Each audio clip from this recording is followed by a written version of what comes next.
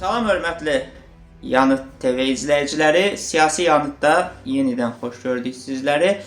Bugün Paşinyanın Moskvaya səfərindən və orada verdiyi bəyanatdan, eyni zamanda son günlərdə Azərbaycanla Ermənistan arasında normallaşma əlaqəsinin növbəti addımları kimi baş verən hadisələrdən danışacağıq. Deməli, bu hadisələr baş verəndə insanların ən çox maraqlandığı və onları düşündürən məsələlərdən biri də Paşinyanın mövcud bəyanatları verərkən və ya bu bəyanatlardan çıxış edərkən nə qədər səmimi olub olmaması ətrafında idi. Çalışacağıq bu məsələyə aydınlıq gətirək.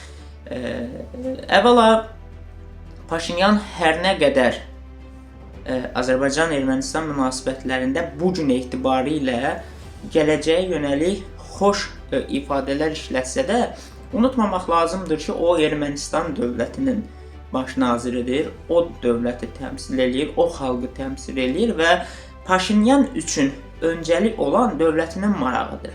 Bugün onun Azərbaycanla əlaqələrin normallaşması məsələsində verdiyi bəyanatlar əslində düşdükləri çıxılmaz vəziyyətdən doğan və mövcud reallığı dərk edən yanaşmadır. Yəni, burada hər hansı bir səmimiyyətdən və yaxud da Paşinyanın artıq tamamilə sülh meyilli, sülhə xidmət edən birisi olmasından söhbət getmir. Əgər belə olsaydı, Paşinyan hakimiyyətə gəldiyi 2018-ci ildə ilə Azərbaycanla münasibətləri qurarkən bu nöqtədən çıxış eləyərdi. 2020-ci ilə qədər, o 2 il ərzində Paşinyanın bütün bəyanatlarını unutmaq olmaz. Paşinyan nə deyirdi? Qarabağ Ermənistandır, nöqtə. Və onun qarşılığında da Azərbaycan prezidenti İlham Əliyev Qarabağ Azərbaycandır nida dedi və Azərbaycan ordusu da o nidanı meydanda, döyüşdə birmənalı şəkildə vurdu və məsələ bağlandı. Yalnız bundan sonra Nikol Paşinyan artıq sülh lazımdır, biz həmişə regionda sülh tərəfdarı olmuşuq, biz istəyirik ki, nə bilim, kommunikasiyalar açılsın, tranzit layihələr işə düşsün və s. və ilaxır deməyə başladı. Yenə təkrar edirəm, həmin o 2 il ərzində isə Paşinyan digər ermənilər kimi israrla Qarabağın Ermənistan olduğunu və heç vaxt ondan imtina etməyəcəklərini deyirdi. Nəyə görə? Ona görə ki, Paşinyan 2020-ci ilə qədər digər ermənilər kimi elə düşünüldü ki, Ermənistan Azərbaycandan güclüdür. Azərbaycan heç bir zaman hərb yolu ilə, silahla, savaşla torpaqlarını işğaldan azad eləyə bilməz və dünya duracaq, heç nə dəyişməyəcək, Qarabağ ilə sona qədər işğalda qalacaq və Paşinyan kimilər, ümumiyyətlə erməni kimilər hamısı orada öz ağalıqlarını deyək, hökmranlıqlarını deyək, sürəcəklər. 2020-ci ildə isə Azərbaycan ordusu hər şey dəyişdi, reallıqlar dəyişdi, bölgədə güc nisbəti dəyişdi və elə başda Paşinyan olmaqla bütün ermənilər də başa düşdülər ki, artıq döyüşmək sadəcə son erməniyə qədər məhv olmaq deməkdir. Belə olduğu üçün kapitulyasiyaya getdilər və Qarabağ işğaldan azad edildi. Bax, bugün Paşinyanın əslində sülhdən danışması, Paşinyanın əslində rifahdan danışması, birlikdə layihələrdən danışması, tranzit yolların açılmasından və s. Bütün nə ki yaxşı şeylər var, onlardan danışması məcburiyyətdir. Yaxşı anlayırlar ki, artıq onlara zaman lazımdır.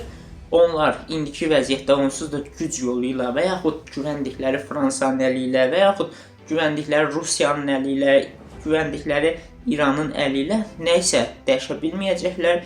Nəinki Bakıya qədər gələcəklər, ümumiyyətlə artıq Qarabağı yenidən işğal edə bilməyəcəklər və belə olan halda tamamən məhv olmamaq üçün artıq müstəqil bir Ermənistan inşa etməyə çalışırlar.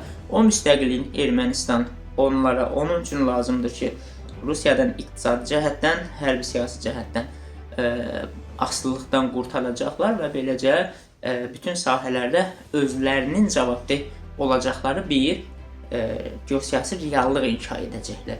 Bu yolda da yaxşı başa düşürlər ki, Azərbaycan Türkiyə Türk dünyası ilə əlaqələr Ermənistana sadəcə bu dövlətlərlə, yəni Türk dövlətləri ilə əlaqələr baxımından deyil, onun dünyaya açılması, sivil cəmiyyətlərə qoşulması, beynəlxalq ticarətə qoşulması üçün müstəsna əhəmiyyətlidir. Yəni bu gün Paşinyanı danışdıran əslində sülh sevgisi və yaxud da ki onun həqiqətən sülh istəyən yaxşı bir insan olması anlamına gəlmir. Bunu qarışdırmamaq lazımdır.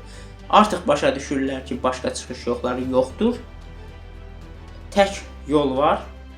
Azərbaycan-Türkiyə sərhədlərini açmaq, dünya ticarətinə az-çox qoşulmaq, iqtisadi disbalansı Rusiyanın xeyrinə olan dəyişmək və beləcə yenidən daha müstəqil, daha belə deyək də güclü bir Ermənistan qurmaq. Çünki yeni kapitalın gəlməsi, yeni əlaqələrin qurulması həm də onların hərbi texniki cəhətdən inkişafına səbəb ola bilər ki, ən əsası isə Ermənistan bu şəkildə zaman qazanacaq və mən əminəm ki, onlar bu zaman dilimində revanşist addımlarını altdan davam etdirmək, yenidən güclənmək, yenidən geosiyasi və ümumi siyasi vəziyyəti öz xeyirlərinə dəyişməyə hədəfləyirlər. Ona görə də bu gün Azərbaycan tərəfi olaraq, Azərbaycan xalqı olaraq bizim çiyinlərimizə düşən bir yük var. Heç bir zaman arxayınlaşmamaq, hər zaman gücümüzü qoruyub saxlamaq, bununla bərabər daha da artırmaq, eyni zamanda çalışmaq lazımdır ki, bundan sonra baş verə biləcək bütün hadisələri, siyasi, iqtisadi, sosial, hansı sahədə olur olsun, hərbi, fərq yoxdur. Bütün sahələrdə baş verən hər hadisəni biz dizayn edək. Oradakı gücü də biz olaq, oradakı istiqamət verici qüvvə də biz olaq ki, ermənilər bu gün olduğu kimi bütün tarixləri ərzində yenə də bizdən, bizim çizəcəyimiz yoldan, bizim başladacağımız layihələrdən, bizim inşa edəcəyimiz yeniliklərdən asılı vəziyyətdə qalsınlar. Bu hər zaman onların Paşinyan kimi şirin dillə danışmasına, boynu bükük, baş üstə deyən bir vəziyyətə düşmələrinə səbəb olacaq. Ən əsası isə bölgədə həqiqi sülh istəyiriksə və həqiqi təhlükəsizlik, regional təhlükəsizlik istəyiriksə, bunun sadəcə bir yolu var. Azərbaycan dövləti, Azərbaycan xalqı hər zaman hər kəsdən güclü olacaq, dominant olacaq. Ədaləti biz qorumadıqca heç kim ədalətlə maraqlanmayacaq, heç kim haqla, hüquqla maraqlanmayacaq və heç bir zaman nə sülh, nə də rifah və təhlükəsizlik olacaq. Sağ olun əziz dostlar, gələn görüşlərə qədər.